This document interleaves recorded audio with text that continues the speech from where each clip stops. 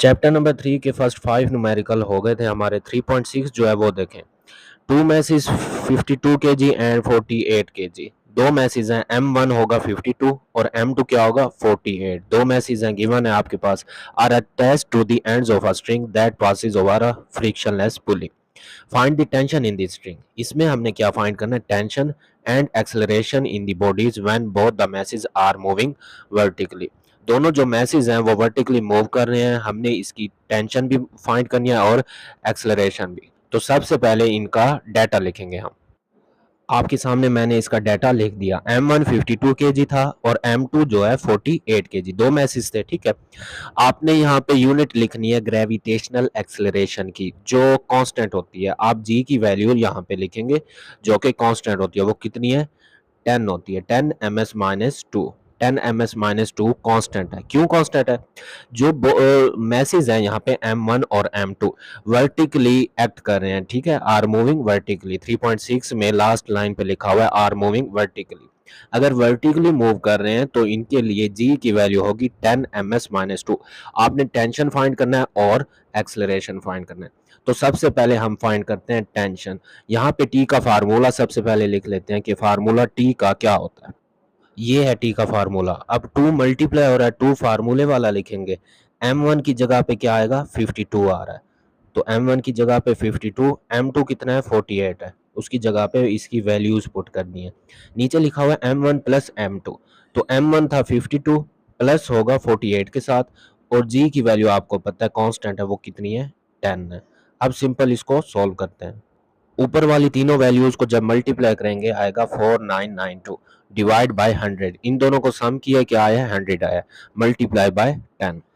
ये जीरो इसके साथ क्या हो जाएगा, कैंसिल हो जाएगा। तो आपने क्या करना है, 4992 को डिवाइड कर देना है 10 पे, तो आपके पास टी की वैल्यू आएगी, किसकी, टी। टेंशन फाइंड कर रहे थे तो टी आ जाएगा यहाँ पे पॉइंट में आएगा 499.2। 499.2 आप इसको इस तरह से भी लिख सकते हैं 500। 499 है तो आप क्या लिखेंगे, 500। टेंशन आ गया आपके पास, T is equal to 500 newton, और इसकी जो यूनिट है वो लाजमी लिखनी है, T is equal to 500 newton आ गया। अब फाइंड करने हैं acceleration. M1 minus M2 divide M1 plus M2 into G. ये अब फार्मूला है एक्सेलरेशन का। इसमें क्या करेंगे, वैल्यूज पुट कर देंगे। M1 कितना था, 52, माइनस M2 कितना है, 48 है, डिवाइड बाय, नीचे प्लस हो रहे हैं दोनों, ऊपर माइनस होंगे नीचे प्लस, इंटू जी आएगा। ये फार्मूला किसका है, एक्सेलरेशन का। तो नीचे दोनों प्लस हो रहे हैं, 52 प्लस 48 मल्टीप्लाई बाय 10 आ गया। 52 में से माइनस कर दें 48, आपके पास कितना बचता है, 4 आता है। तो 4 मल्टीप्लाई हो रहा है 10 के साथ, ठीक है। यहाँ 52 माइनस 48 किया, आंसर 4। 4 मल्टीप्लाई बाय ये वाला 10 डिवाइड बाय नीचे क्या आएगा, 100 आएगा। 52 प्लस 48 क्या आता है, 100 आता है। 4 मल्टीप्लाई 10 करेंगे 40 डिवाइड बाय 100, ये जीरो इससे कैंसिल हो जाएगा। 4 डिवाइड 10 करेंगे, ए की वैल्यू आ जाएगी, कितनी आएगी वो, 4 डिवाइड 10 करें, आपके पास वैल्यू आएगी 0.4। 0.4, और ए की वैल्यू जो है उसके साथ यूनिट लाजमी लिखना है, ms-2 होती है। एक्सेलरेशन की यूनिट जो है वो है ms-2। ये इसका आंसर है, टी और ए दोनों आपके पास आ गए हैं। अब न्यूमेरिकल 3.7 देखें। टू मैसेज हैं यहाँ भी, 26 केजी एंड 24। इसमें M1 26 है और M2 24 है, are attached to the ends of a string which passes over a frictionless पुली।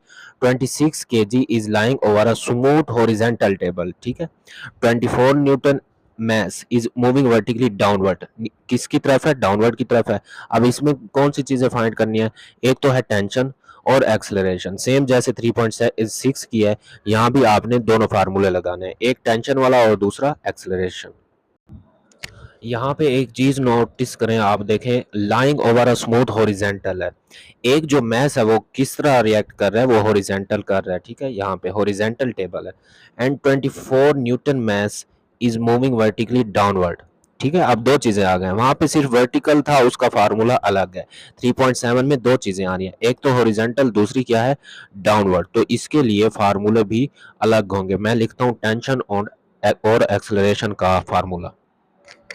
अब जो मैस 1 आ रहा है यहाँ पे वो है 24, ठीक है। जो सबसे बड़ा मैस है वो 26 है, इसलिए इसको नाम दिया M2 का, ठीक है।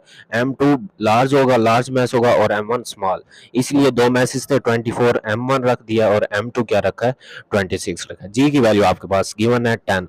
ए और टी दोनों फाइंड करने हैं इसमें। ये फार्मूला लग रहा है टी के लिए, टेंशन के लिए, यहाँ पे ये वाला फार्मूला लगेगा क्योंकि वर्टिकली और हॉरिजेंटल दो चीजें हैं, इसलिए टेंशन का फार्मूला भी चेंज है। M1 M2 आ रहा है, M1 कितना है आपके पास 24 और M2 कितना था 26 था, ठीक है। Divide by M1 plus M2, नीचे प्लस हो रहे हैं तो 24 और 26 नीचे प्लस, मल्टीप्लाई बाय 10, 24 मल्टीप्लाई 26 करते हैं, फिर आप मल्टीप्लाई कर दें उसको 10 के साथ, जब 10 के साथ मल्टीप्लाई करेंगे वो आएगा 6240। ऊपर वाली वैल्यूज को मल्टीप्लाई किया है और नीचे 24 और 26 आपस में ऐड होंगे, वो होते हैं 50। कितना आता है 50 आ गया। तो 50 हो रहा है डिवाइड, 6240 को डिवाइड कर देंगे 50 पे, आपके पास जो इसका आंसर बनेगा वो है 124.8 बन रहा है। तो टी की वैल्यू जो आएगी वो आप 125 इसकी जगह पे लिख सकते हैं क्योंकि राउंड ऑफ होगा, तो 125 newton, T is equal to 125 newton इसका आंसर आ गया। अब फाइंड करते हैं एक्सेलरेशन। अब यहाँ ए का फार्मूला भी डिफरेंट आ रहा है, A is equal to m1g divide m1 plus m2।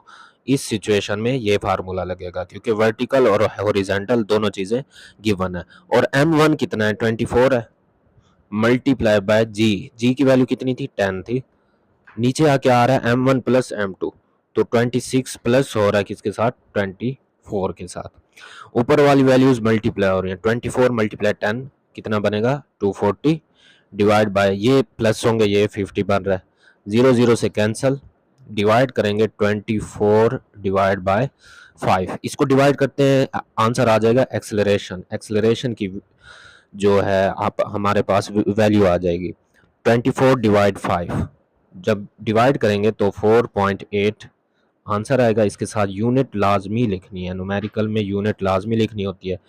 ए की जो यूनिट है वो है ms-2, तो दोनों चीज़ें आ गई। टी आपके पास कितना आया था 125 न्यूटन, ऊपर लिया 125 न्यूटन ये लिखेंगे आप, और ए is equal to 4.8 ms-2, 4.8 ms-2।